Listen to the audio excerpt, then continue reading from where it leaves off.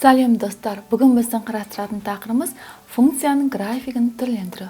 Яғни кез келген функцияның графигі қалай өзгеретіндігін қарастырамыз. Алдыңғы сабақта біз сіздермен квадраттық функцияның қай уақытта жоғары, қай уақытта төмен, оңға және солға жылжығандығын байқағанбыз. Енді біз кез келген функция үшін де қарастырып көрейік. Яғни бізде берілген функция жалпы түрде y тең f от x функциясы болсын. Ал енді біз қарастырамыз, біз осы функцияның y тең f от x плюс n болған жағдайда. Яғни координаталық жазықтыққа біз y тең f от x функциясы берілген деп қарастырайық. f от x функциясының графигі мына түрде берілсін. Ол график координатаның баз нүктесі арқылы өтсін. Бұл бізде y тең f от x функциясы. Енді осы функциясының y тең f от x қосылған 2 және y тең f от x минус 3 болған жағдайда функцияның графигі қалай өзгеретіндігін қарастырайық. Яғни бұл жерде n-нің мәні 2-ге тең екенін көріп тұрмыз. Квадраттық функциядағыдай n-нің мәні бізде y өсі бойынша оң сан болса жоғары сонша бірлік көтерілетін, ал минус болса сонша бірлік y өсі бойынша төмен түсетін. Яғни n-нің мәні 2, берілген y тең f от x функциясын y өсі бойынша 2 бірлік жоғары көтереміз. Яғни мына нүкте мұнда көшет деген сөз. Сонда біздің функциямыздың графигі мына түрде болады. Бұл бізде y тең f от x қосылған 2 функциясының графигі. Енді y тең f от x минус 3 болған жағдайды қарастырайық. Яғни бұл жерде n-нің мәні минус 3 болғандықтан y тең f от x функциясын y өсі бойынша 3 бірлік төмен түсіреміз деген сөз. 3 бірлік 1, 2, 3, минус 3. Яғни 0 нүктесі арқылы өтетін функцияның графигі 0 де минус 3 нүктесі арқылы өткіземіз. Сонда осы функцияға параллель y тең f от x минус 3 функциясы болып табылады. Сонда берілген функциядағы n бізде нені анықтайды? n-нің мәні үлкен 0-ден, яғни кез келген оң сан болса, ол бізде y өсі бойынша сонша бірлік жоғары көтеріледі деген сөз. Ал n-нің мәні кіші 0, яғни теріс сан болса, ол бізде y өсі бойынша сонша бірлік төмен түседі дегенді білдіреді. Енді келесі біз мына функцияны қарастырайық. y тең f от x функциясына түрленетін y тең f от x минус m функциясын қарастырайық. Бізде координаталық жазықтықта y тең f от x функциясы берілсін. Оны біз мына аралыққа салып көрсетеміз. Ox және y өсі. Ал ол функциямыз бізде мына түрде берілсін. Бұл бізде y тең f от x функциясы. Енді осы функцияға m-нің мәніне қарай мынандай функция берілсін. y тең f от x минус 2 және y тең f от x плюс 3.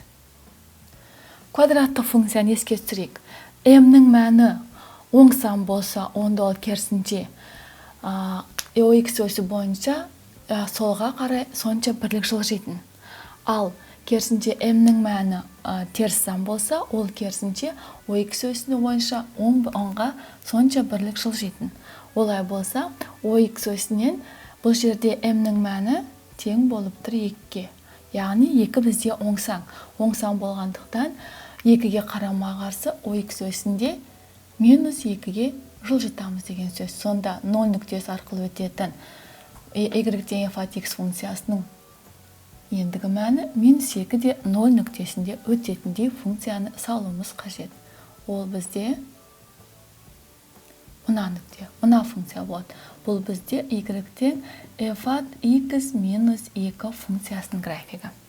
Енді бізге y тең f от x плюс 3 болған жағдайды қарастыраймыз. Бұл жердегі m-нің мәні тең болады минус 3-ге. Яғни ox өсі бойынша минус 3 болғандықтан 3 бірлік 10-ға жылжытамыз. 1, 2, 3. Яғни енді 0-ден 0 нүктесі 3-ден 0 нүктесі арқылы өтеді деген сөз. Дәл осы функцияны саламыз.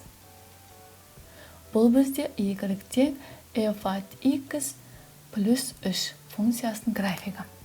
Сонда бұл жердегі m туралы не айтуға болады? m-нің мәні үлкен 0 болғанда, ол ox өсі бойынша оң сан болса, оған қарама қарсы мәнде, яғни солға қарай сонша бірлік жылжиды.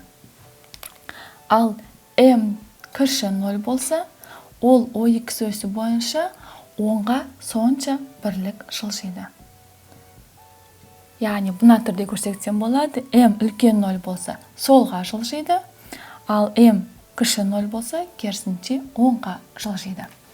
Енді біз мына функцияны қарастырайық. y-тен f от x функциясы берілсін. Енді осы y-тен осы функцияны f от x минус m плюс n түрінде графиктің өзгерісін қарастырайық. Бізге y-тен f от x функциясы графигі берілсін. y 0. Бізде y-тен f от x функциясының графигі мұна түрде берілсін. y-тен f от x. Енді бізге m мен n-нің мәні берілетіндей мынандай функция берілсін. y-тен f от x плюс 3 минус 4 болсын. Яғни бұл жерде плюс 3 дегеніміз ox өсі бойынша m тең минус 3-ге, ал n тең минус 4-ге.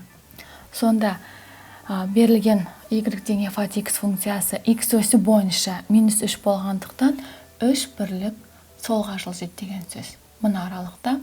Ал n тең минус 4 болғандықтан, минус 4 болғандықтан 4 бірлік төмен түсіреміз деген сөз. Минус 4. Сонда 0-ден 0 нүктесі бір уақытта ox өсі бойынша 3 бірлік 10-ға және 4 бірлік төмен түседі деген сөз. Сонда мына функциямыз бізде мына түрде былай көшеді. Бұл бізде y-тен f от x плюс 3 минус 4 функциясының графигі. Сонда мына нүкте бізде мына нүктеге барып көшеді деген сөз. Біз сіздермен қарастырдық функцияның графигін түрлендіруін. Келесі сабақта тағы да тақырып жалғастыратын боламыз. Ал әзірше сау болыңдар.